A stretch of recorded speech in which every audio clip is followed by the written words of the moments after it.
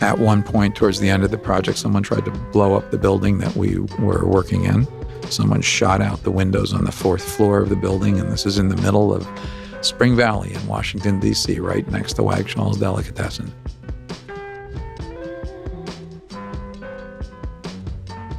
It is one of the blessings of old friends that you can afford to be stupid with them.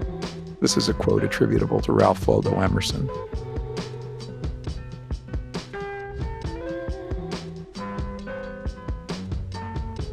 It's a great sadness if it never works, but it's a greater sadness if you never try.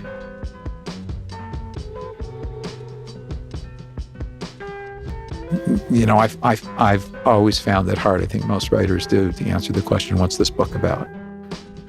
I just spent 5 years working on it and you know, several thousand hours. You want this in a sentence?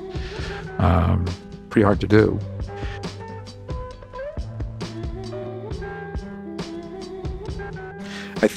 I think writers have a contract with their readers. And the contract is this: if you take the time to go through my stuff, I won't disappoint you. I will make this worth your time.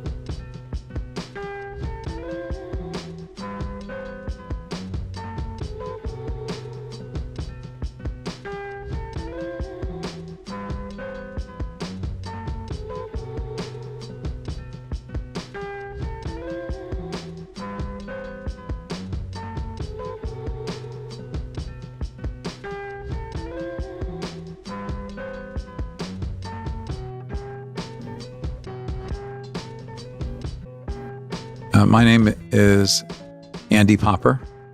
I'm a professor of law at American University, Washington College of Law. And I'm a dad and a granddad.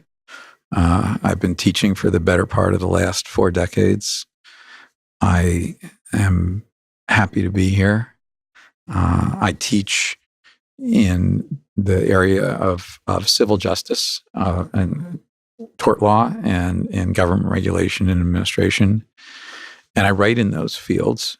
And what brings me here is that some years ago, I was doing all of the professional writing that law professors are supposed to do, or at least in my way of seeing things, I was trying to do the writing that law professors are supposed to do, putting out a case book and the law review articles and teaching my classes. And I got involved in the university in a zoning fight and happened to be chair of what we called our space committee.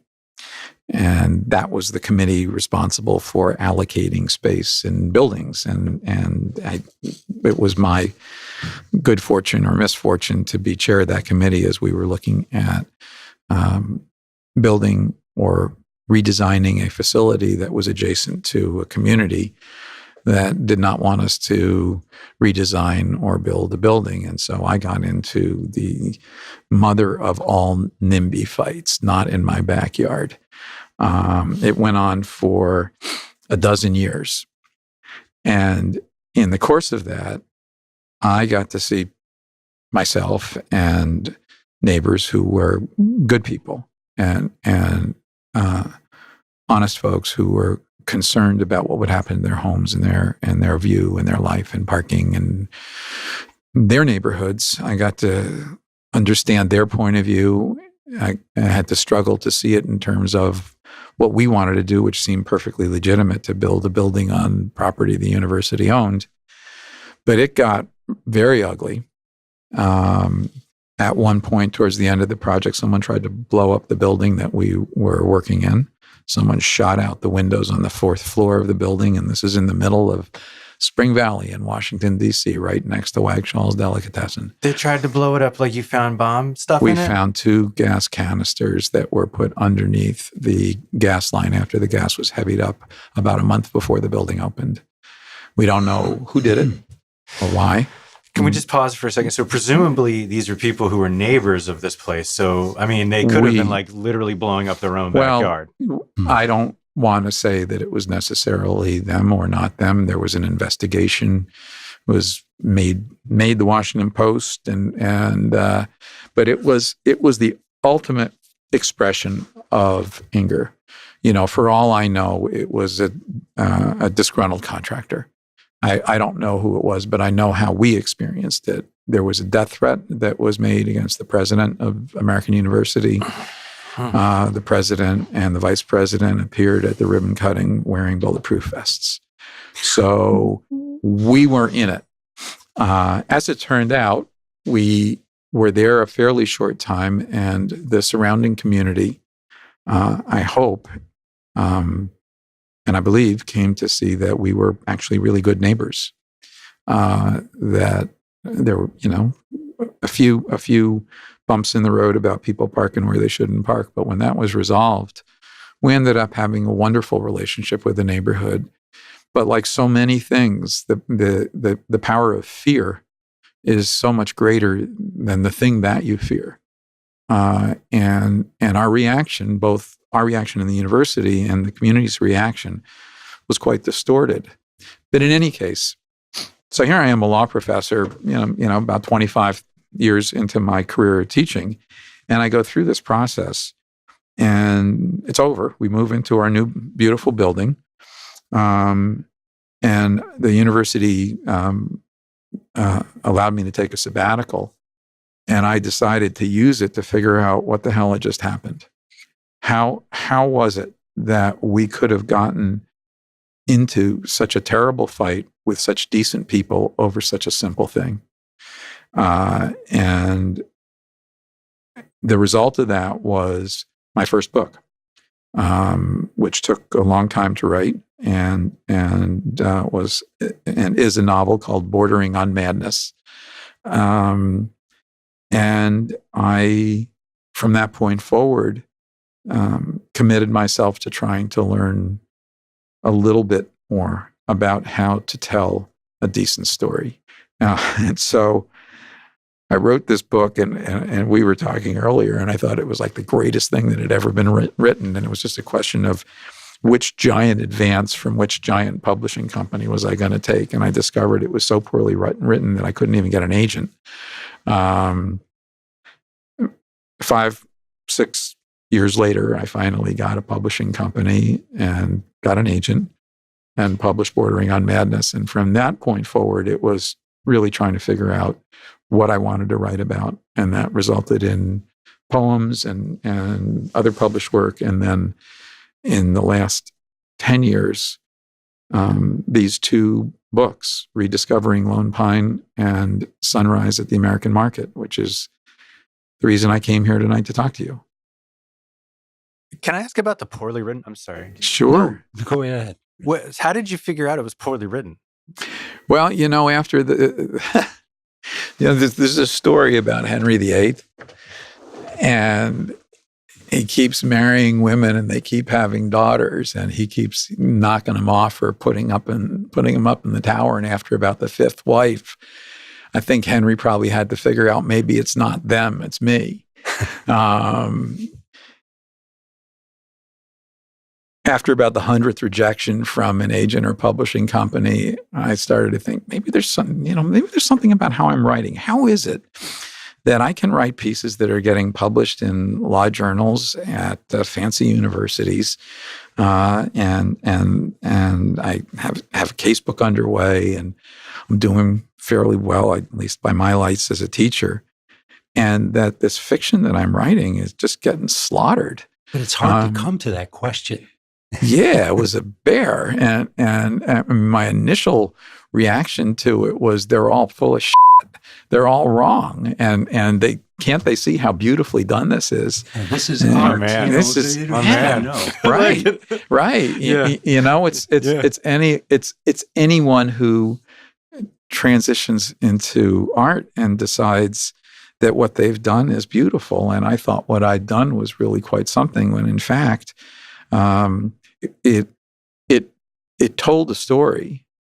It just didn't really give the people who are reading it an opportunity to see and experience and feel what I wanted them to experience and feel. And in fact, the first book, which I love, is a little overworked.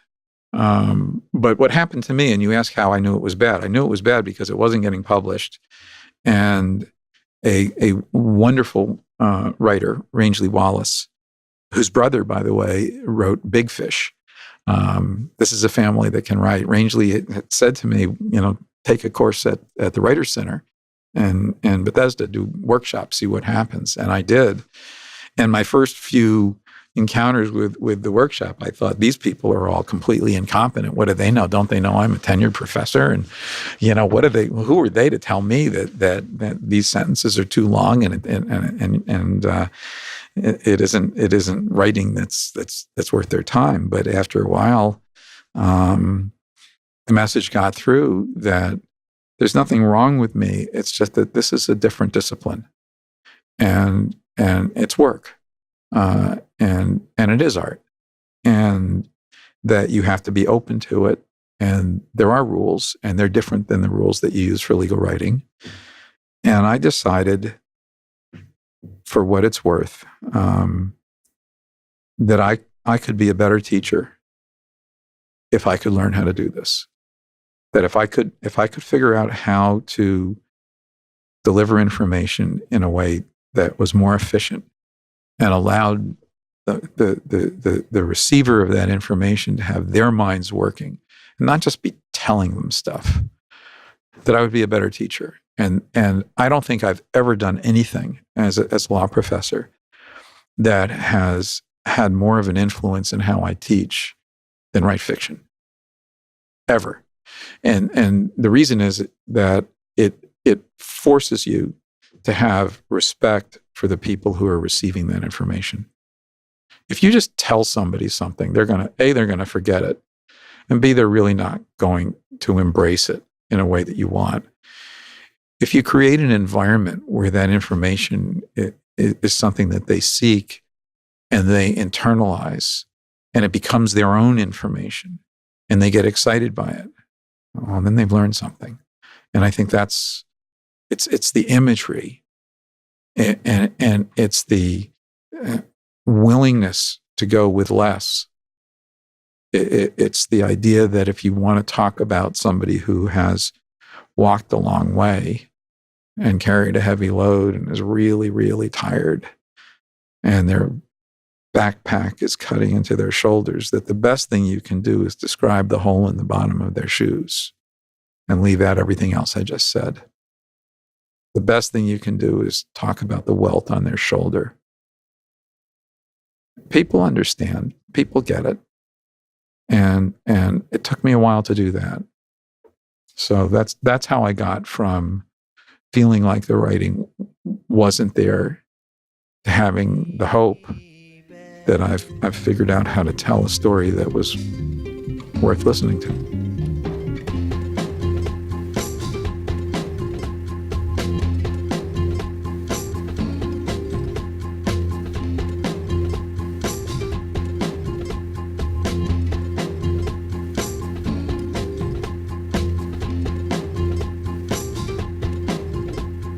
Yeah, what you brought up, the connection, the engagement, is something almost every guest that we've had here brings up when they're trying to bring a piece of art across to a larger group, a larger community, that you can have your art, but that doesn't mean it reaches people. That doesn't mean it connects with them. You've got to find a way. You've got your art. Now you've got to find the way of making that connection, making that, wiring it up. Yeah. And to make a point to what you were saying earlier about learning that your writing, wasn't up to snuff, that is, oftentimes, when artists are talking about their art form, changing it for digestion, to use a horrible term for ingesting art, making the quality better is sometimes what you need to focus on, because that's not a sacrifice and that's not changing the art. It's just making it more attractive and easier Absolutely. to enjoy, if you will. Well, you can connect with it. You get it. Yeah. And you're we were talking before, there are things that will connect with you deeply, and you'll feel your eyes welling up, and you'll think, I am right there. Mm-hmm. And I think there's this difference between and an important symmetry that has to exist with voice and content. And that's true in music and in every art form. It's certainly true in writing. The content part of the books that I've written, and I think Bordering on Madness ended up being a good book. I don't know that it's a great book, but I think it's a good book. You've edited in between, I assume. Yeah, you bet. These last two books I feel really strongly about. I think that I'm not sure I'll ever be able to write better than this, and I really love them. And I've been listening to the audio version of Rediscovering Lone Pine, and I feel humbled by it. I really do. I think, like, God, they trusted me enough to write this and publish it, and now I have an actor saying it. It's really quite an experience. But this idea of voice and content coming together, that's God's grace, man. That's when you know what you want to say and you finally figured out the voice to say it. I think that's true in a painting. Mm. I think it's true in music. Kind of get you get what you want to do, but if the voice is off, no one gets the content. If the content is off, no one gets the voice. And you bring them together. And I think a lot about that. It's like there are these crossover points when at the most base level for all of us, when the things that you're passionate about in life intersect with something that pays the rent, you're having a good day. Oh man, tell me when that happens. Yeah, well, it's when you ought to say, thank you. Oh, of course. It's that's when you're blessed. Mm-hmm. And I think you guys have this enterprise where you get to communicate with an unknown number of people. I think that's fabulous. I'm so happy this medium exists. But that idea of voice and content in art, interestingly enough, at least for me, isn't something I could force. That was another lesson that came from this. It's true when you're writing, it's a discipline. You should write every day. And I try to do that. And as a teacher, I prepare for every class, and you do all this. But that actual moment of where the language is going to work for you, and the voice is there, and the content is there, you can't make it happen. That's why I was kidding before, but I am and I'm not. I actually, there's something to this muse business. There's something to that moment as Absolutely. An artist. And for me, it came from nowhere. I spent the vast majority of my life in my left brain, both in terms of what we were talking about earlier about our life and times in the 60s and in the service and whatnot. And then obviously as a lawyer and a law professor, you're really working on the logic and symmetry of your presentations and getting it right and being accurate, understanding people, understanding their needs, but it's a very left brain functioning. What I didn't realize is that I was missing, half my head. And that you can't just say, okay, now I'm going to do right brain stuff. I'm going to have that art piece of me surface. When it does, and I remember vividly how it started. I was working on Lone Pine, and I had gotten to a point where it was flowing. It's like I couldn't stop. I lost track of time. Isn't that wonderful? It's unbelievable. And I looked out the window, and I literally remember this moment, and it was a good 15 years ago. And I'm looking at the trees, and I'm seeing all these different shades of green. And I promise you, there's no acid involved in this. There's nothing involved in it other than I'm in it. And yeah, it's wonderful. And I'm seeing these variations in color and light green in spring leaves as if it's backlit. And I'm thinking, I never saw any of this, but where did this come from? Where have I been? That's my right brain tapping me on the shoulder and saying, hey, buddy, I'm here too. And when you can write in that moment, you don't stop. When you can produce music in that moment, that's when you stay up all night. When your artwork, that's your artwork at that point. That's when you just keep going, and it's not just an aphrodisiac. It's an incomparable experience. From the perspective, of you feeling as though like you discovered your artist within, right? And the muse, what, for you, what's like left to conquer? I mean, I understand like you want success for the books, but like what else is in there, do you think? The next book. There is a wonderful, brilliant reviewer of books who teaches at Georgetown, whose name is Maureen Corrigan. And she works with Terry Gross on Fresh Air. Not only is she an incredible reviewer, but her writing is elegant and she's extraordinarily smart. And I only know her through what I've read of her and emailed her after she came out with the book and told her how wonderful I thought it was. Her book is trying to explain to the world why it is that The Great Gatsby is the great American novel. How could a book with a fairly pedestrian plot end up being read in high schools and colleges all over the country, and years after Fitzgerald died, somewhat broken and believing that the book that he thought was the best thing he ever wrote, that was just a catastrophic failure to him. How did that turn around and become the great American novel? And so Professor Corrigan writes this book where she explains the story, and it's a great story. It's a really wonderful story. It has to do with the end of World War II and GIs getting paperbacks, and the folks in New York who were picking out these books to send to our GIs who by 1945 are just basically waiting for the war to end and looking for something to read. They'd run out of things to send them, and Gatsby was short. And I think his agent was part of this group that was picking out books for the War Department, and they send it around, and these guys read Gatsby, and they later come back on the GI Bill, and they become teachers, and they assign their students what they read in the war, and it turns out they read The Great Gatsby, and that's part of the story. And it involves this great tale of the Library of Congress and syllabi and all this stuff. But anyway, I love that book. Maureen Corrigan's book, but I love more The Great Gatsby. So you asked me what I'd like to do.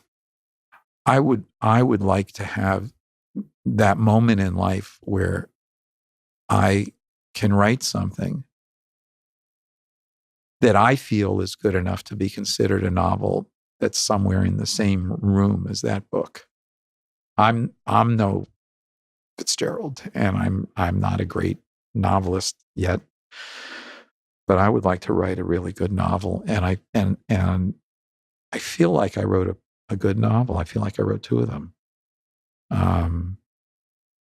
I don't know how people judge work, but you asked me what there is to conquer. I would like people to understand and see these books. I would like them to read them and see them beyond just the plot. I've always found it hard, I think most writers do, to answer the question, what's this book about? I just spent 5 years working on it and several thousand hours. You want this in a sentence? Pretty hard to do. But I know what it's about as a writer. I know what's in here. And I would like people to experience that. So that for me is the challenge, is how do I get this work out?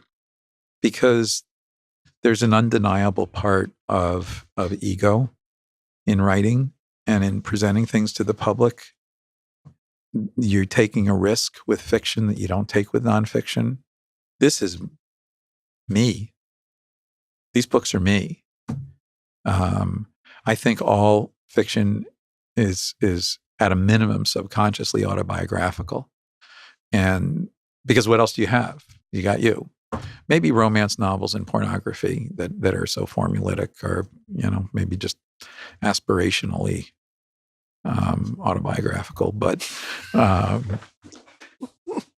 these stories are, I put myself out there. This is the best of me. Each sentence, I tried, and it's a progression from bordering on madness, which is like, I look at it now and I think, as I said, I think it's a good book, but it's like an overworked impressionist painting. It's like, so why didn't you just put a few dots in there and let people do the rest? These two books, I think, are progressively my engagement into the world of being an author. And I will tell you with the, the complete arrogance that law professors instinctively possess, and I have it, but the humility that authors better have, that it took me a long time before I could call myself an author. I still am not sure that I should say that. I think you ought to be very careful. It's like an artist or a musician. Those are magical terms. When I finished Sunrise at the American Market and I started reading it and reading it and reading it and trying to get into what I'd done and editing it and getting it ready and getting a publisher, I started thinking, this is probably where your editor comes in. Holy shit. I'm an author. I really am. And it's not that you get published or you get your music produced or you get your artwork put up on the wall of someplace special. It's an internal thing where you say, oh my God, I did that. That's me. These words in this book, this musing, this reflection, this collection, this set of ideas. I'm an author. And so, I'd like to be more comfortable with that. That's something for me to conquer. And I would love to write more.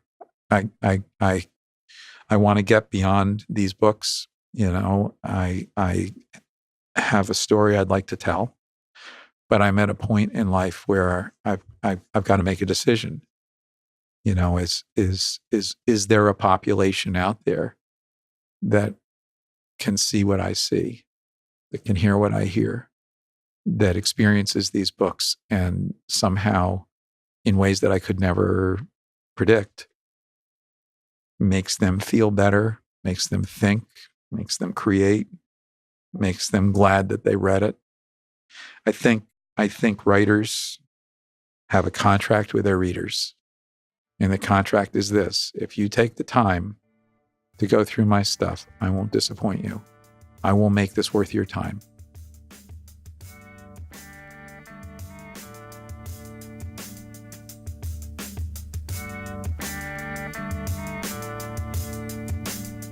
It is one of the blessings of old friends that you can afford to be stupid with them. This is a quote attributable to Ralph Waldo Emerson. It's a great sadness if it never works, but it's a greater sadness if you never try.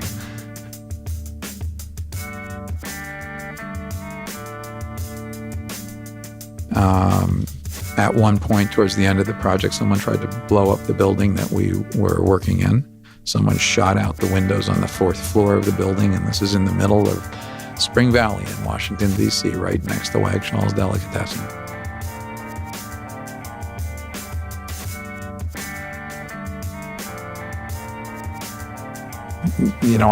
I've always found it hard, I think most writers do, to answer the question, what's this book about? I just spent 5 years working on it and several thousand hours. You want this in a sentence? Pretty hard to do.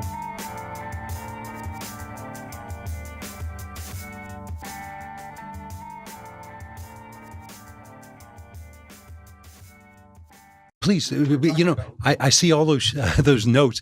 Please, I think there's some, you moved me so much before with the other reading. Please pick out some and give us some. I will, but and I'm happy to do that. I start this book. These books start with epigrams. So the epigram in Rediscovering Lone Pine is this: "Make merry and be glad, for this thy brother was dead and is alive again, was lost and is found." Luke 15, verse 32. This is a lost and then found book, and this is a disappearance mystery. It's a love story. It is a tale of growing up. As a writer, my biggest challenge in this book was very conscious. It was to grow up my characters. Could I figure out enough about who they were when they were 10 to see how they'd be when they're 16 and 18 and 22 and 24, and then in life, in court, two lifelong friends representing a third who has gotten lost. And that's my veteran, Mickey Cabrera, who comes back from a war and has been abandoned by his country and is lost. And they have to represent him, and he is accused of a terrible crime. And so now these kids who have grown up, there are two lawyers, there's a client, there's a trial, and that has to get resolved. And in the middle of all of it is this story that kind of shines through in the cover of this place called Lone Pine.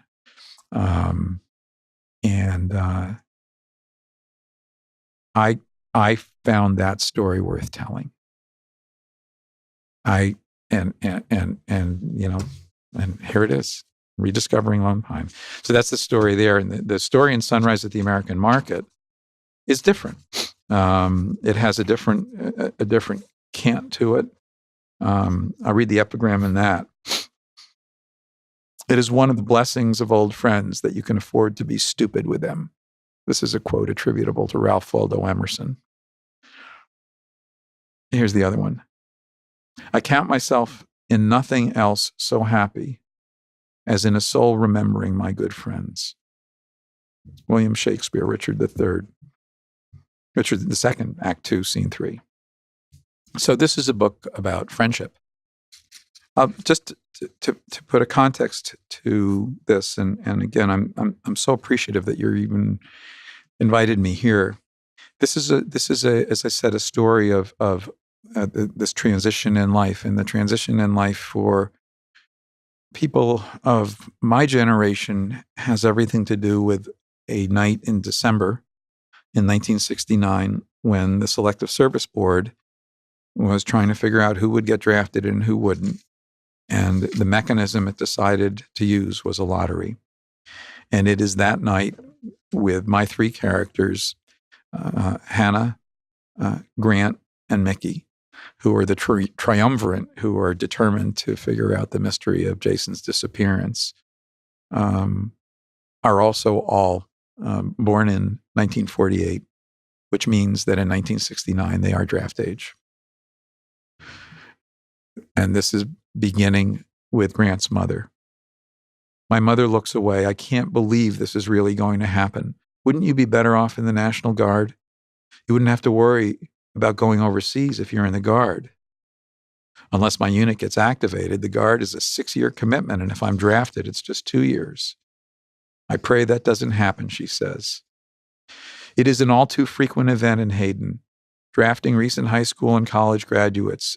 It shakes the otherwise deeply conservative vision that dominates our local politics. My town in upstate New York is patriotic and predominantly Republican, but over the years, the war in Southeast Asia has taken its toll on many from Caulfield County, including 2 from Hayden. By a small majority, those who can vote in our town still support our longtime congressman, a vocal advocate for the war. But death and injury of local boys can change perspective, and our town celebrates and honors those lost, while debate rages quietly. Public voices talk of a memorial in front of Town Hall, and privately, there is no uniform view of the war, the draft, or even the memorial. We decide to watch the lottery from Mickey's basement. My father says it's a confusing time, Mickey says, as we settle into the old couch and open up our first 3 beers. I'm not confused. We're at war. I wish we weren't, but that's just the way it is. When my father talks about World War II, he describes feeling a kind of urgency and obligation, how boys 15 and 16 lied about their age so they could join up, I say. Our friends, even here in Hayden, talk about how they'll lie to get out of having to go and fight. Hannah pours her beer into a glass. We haven't been attacked. How's this a war? Mickey and I listen. You watch the news. Thousands of guys have died over there, and there's no end to it. If you have a chance to stay home, promise me you won't be heroes. Mickey and I both nod, and concentrate on our beer. For Hannah, Mickey, and me, the Vietnam War, the peace movement in our colleges, even the patriotic events in Hayden, particularly the 4th of July parade, all seem intended for someone else. Up to this point, life presented options that did not require the possibility of ultimate sacrifice.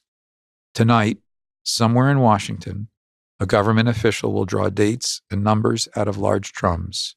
These will be birth dates. They'll be matched with numbers. The lower the number matched with your birth date, the more likely it is you'll end up drafted in the Army, in Vietnam, at war. A reporter drones on about the fairness of the method to be used in the lottery. It's random selection, he says. Random, Mickey says. No shit. A lottery is the definition of random.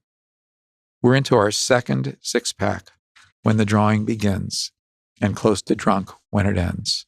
I am number 219. Mickey is number 21. Will they get to 219, Hannah asks. She does not state the obvious. Mickey will be drafted. The guys at the Caulfield County Regional Park Draft Board told my dad that 195 and below may not have to report. That's me, Mickey says. Hannah's eyes well up, and she leaves the room, her hand over her mouth. But Hannah is tough. And a few minutes later, she's back, matching us curse for curse, beer for beer. At 4 a.m., Mickey heads to the bathroom, and when he returns 10 minutes later, he's shaved off most of his long black hair, leaving Hannah and me speechless. He chugs what's left of his last beer, salutes us, and flops on the couch and slowly passes out. By 4:30, I am likewise drunk and very aware of the random nature of divine providence and the lottery. Hannah has her eyes closed, Mickey's head in her lap. I'm not sure she's awake until she responds. I'm cutting it all off, she says without opening her eyes. My hair. Blossom man, Mick, me too, broken-hearted, I say, slurring, getting worse by the minute. Hannah comes to life, reaches across the couch, and whacks me on the arm. She has not lost her knuckle punch. You and me, Grant Harper, Hannah says, thinking through the alcohol mist. We'll write Mickey every single week. I agree, I say. We'll pray with the Cabrera family. Mickey, Catholic. Huh? I agree. You, Methodist. I'm Jewish, but does God care? If he cared, Mickey's number 365. There's a long pause, and Hannah seems close to the end of the evening. Catholic Church. Theological, I murmur. Hannah laughs without opening her eyes. Theological. Spell it, she says. T-H-E-U. Hannah is still laughing as I give up. We don't go near protests, she says, if Mick goes to Vietnam. Good, Hannah whispers. To Mickey Cabrera, I say.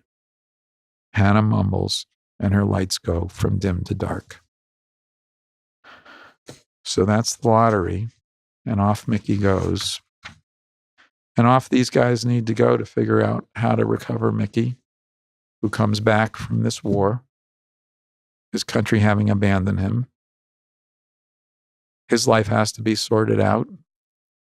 The tale of Jason Talbot has to be resolved. And somehow in all that, they have to rediscover Lone Pine. So that's Lone Pine. And Sunrise at the American Market is a very different book.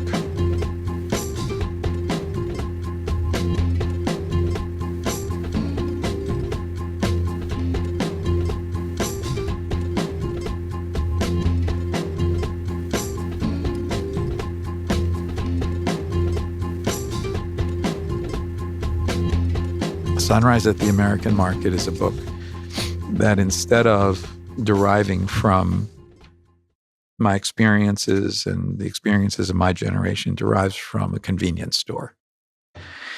And the idea of the book is that a group of people who don't know each other end up going every morning to a convenience store before they go out in the world to walk their dogs or go to work. And after a while, they realize that they're seeing the same people every morning. And that becomes the basis of a friendship in this group that is consuming.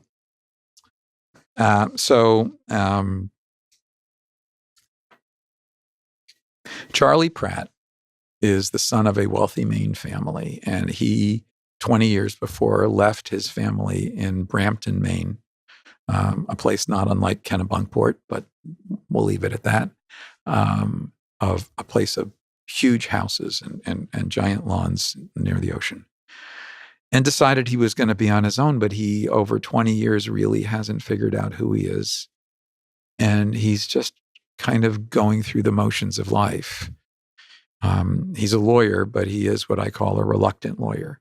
He would be the kind of lawyer who would come to you and you might get to know him and then ask him a legal question. And he would say, oh, well, no, I don't give legal advice. So he hasn't quite bought into who he is. But he comes from a level of wealth that's such that it doesn't really seem to matter. He's not that committed to his job, and he's just kind of rolling along. A decent guy, like Charlie Pratt, until he meets these folks in the market.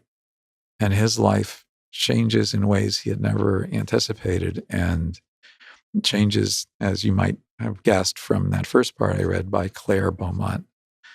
And so one day, he comes into the market and he announces that he's gotten an invitation to a wedding.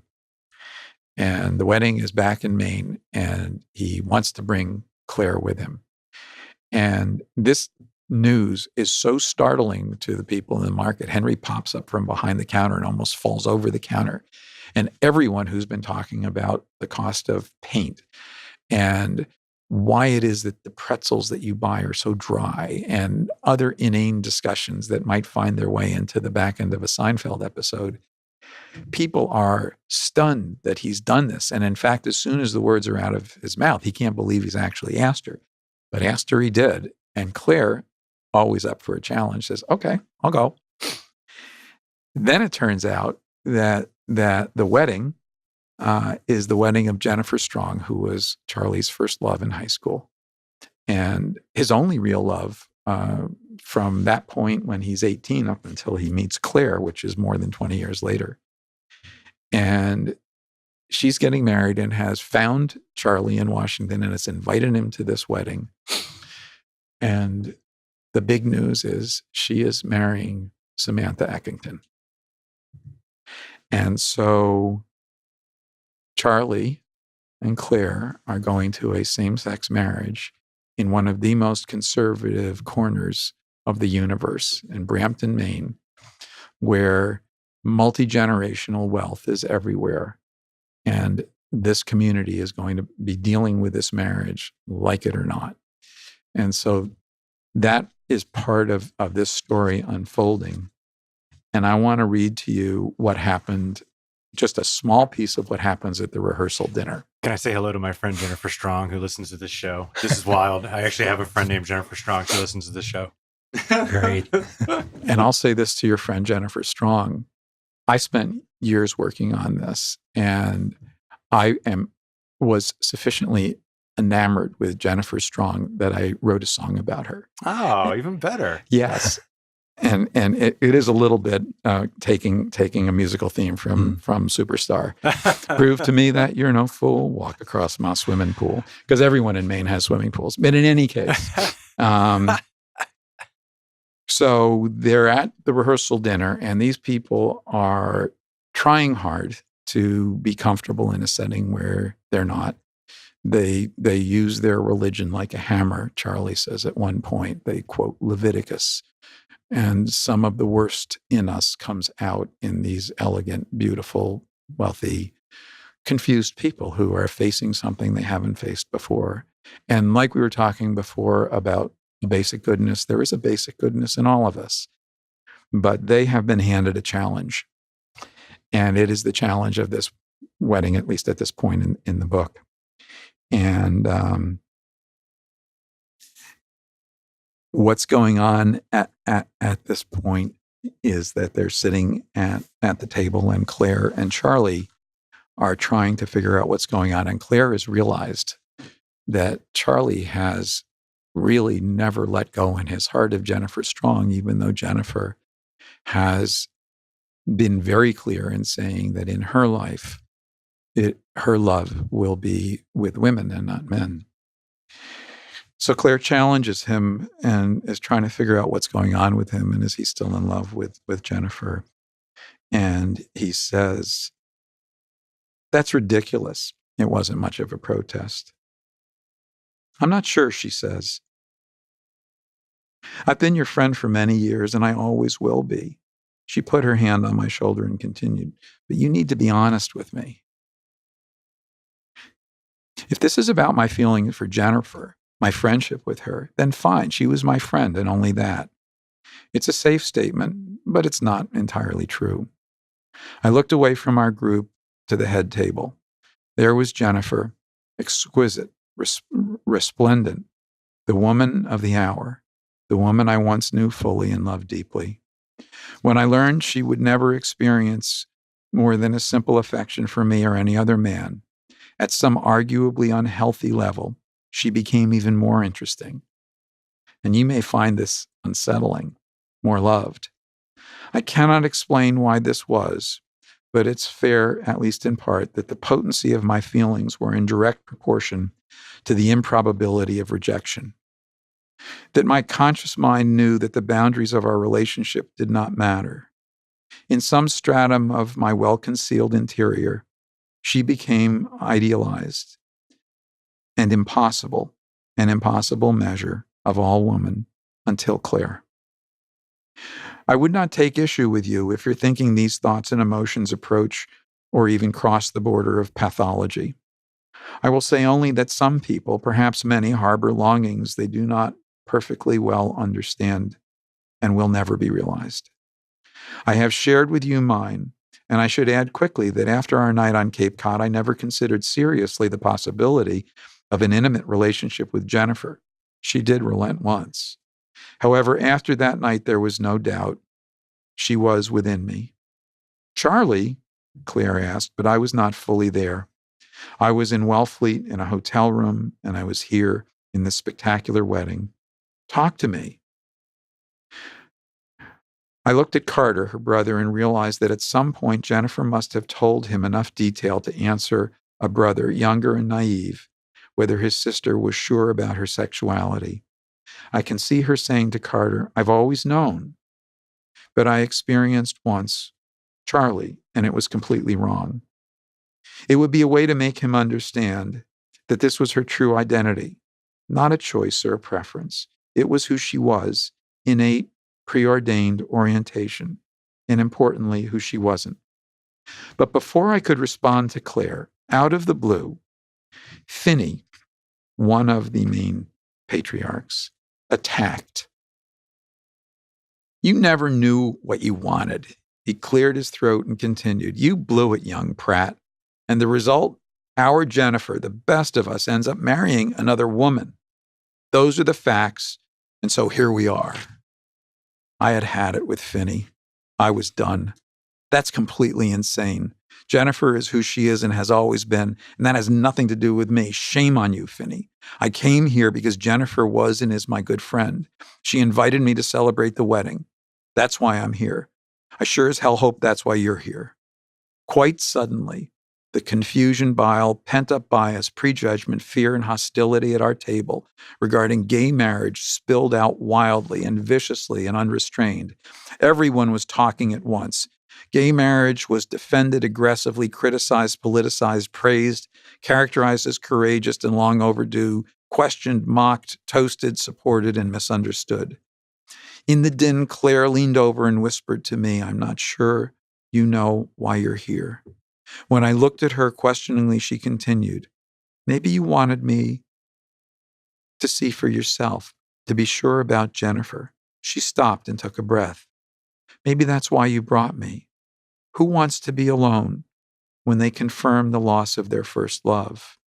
"That's just not so," I said, and then I entertained the possibility that she might be right. There had been sex since Jennifer, not really love. Not once, not since Claire. The arguments at the table increased and ranged from supportive and empathic to vile, degenerating into foul, familiar nastiness I knew from my life in Brampton. The debate was a plague spreading to other tables, bringing out the best and the worst. Some were standing and shouting, pointing fingers. And then, over the din of deafening arguments, Mavis Shields, a purple-haired octogenarian and a distant relative of two presidents, rose to her feet, balanced on her bejeweled rollator, and declared, clear as a bell, "I love these women." She looked at Jennifer and Samantha. "Such is beauty," she exclaimed. And in the quiet that followed, she continued, "All my life, I've loved men and women." This staggering piece of news silenced the room until Finney, after issuing a porcine snort, said, "No man would want you, Mavis." And from the other side of the room, Penelope Fitzgerald yelled, "Shut up, Finney, you old prune." And so it went. Without a doubt, things would have continued in a terrible direction, but thankfully, during the brief pause, Prue Whitman, Finney's ghostly thin wife, shifted the discussion. "I rather like this barn," she said. "There's something about being in the home of farm animals. It's rather fitting, don't you think?" It's very clever. It's like a Very- Rob Reiner movie. Wow. Oh, man. So away we go with Sunrise at the American Market. Mhm. And life goes on for these folks. And I hope people get into the story and love them as much as I do.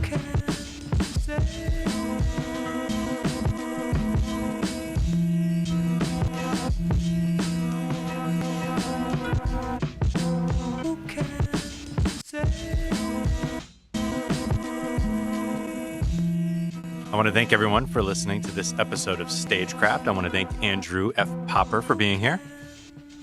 And thank you for inviting me. This has not only been entertaining for me, but a real compliment. You guys are wonderful, and I appreciate being asked. I'm flattered that you had me here. Absolutely. And Don, thank you for being here. You're quite welcome. I loved it. And I if- love talking to Andy. If you're a fan of Stagecraft, you can, of course, listen every single week, Tuesdays, 4 p.m. to 5 p.m. on WERALP 96.7 FM, or you can go to Mixcloud.com, type Stagecraft into the search box, and you can find a whole host of assorted content there, mostly stuff featuring you and me. It's wonderful. It is. It's glorious. You can listen 24 hours a day if you wanted to. Yes.